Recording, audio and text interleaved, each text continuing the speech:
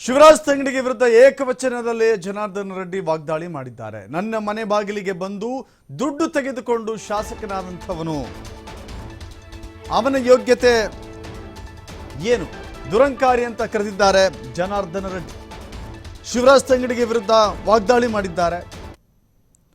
ಮೋದಿ ಮೋದಿ ಎನ್ನುತ್ತೇವೆ, ನೋಡೋಣ ಕಪಾಳಕ್ಕೆ ಹೊಡಿಬಾ. ಅವನು ಒಂದು ಅದೃಷ್ಟದಲ್ಲಿ ಸಚಿವನಾಗಿದ್ದಾನೆ, ಅವನ ದುರಂಕಾರದ ಮಾತುಗಳನ್ನು ಬಿಡಬೇಕು. ಶಿವರಾಜ್ ತಂಗಡಿಗೆ ವಿರುದ್ಧ ಜನಾರ್ದನ ರೆಡ್ಡಿ ಆಕ್ರೋಶ ವ್ಯಕ್ತಪಡಿಸಿದ್ದಾರೆ.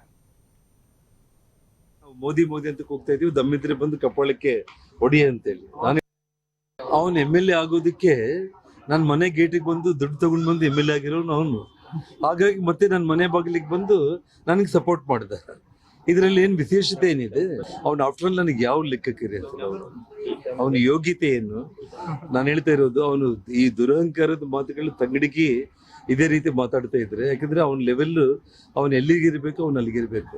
ಇವತ್ತು ಕನಗಿರಿ ಕ್ಷೇತ್ರದಲ್ಲಿ ಸಾವಿರಾರು ಮಂದಿ ಯುವಕರು ಮೊನ್ನೆ ಚಾಲೆಂಜ್ ಮಾಡಿದ್ದಾರೆ ಕಾಟಿಗೆಯಲ್ಲಿ, ಬಾ ನಾವು ಮೋದಿ ಮೋದಿ ಅಂತ ಕೂಗ್ತಾ ಇದೀವಿ, ದಮ್ಮಿದ್ರೆ ಬಂದು ಕಪಾಳಕ್ಕೆ ಹೊಡಿ ಅಂತೇಳಿ. ನಾನು ಹೇಳ್ತಾ ಇರೋದು ಏನಂತಂದ್ರೆ, ಅವನಿಗೆ ಒಂದು ಅದೃಷ್ಟದ ಒಂದು ಇದರಲ್ಲಿ ಮಂತ್ರಿ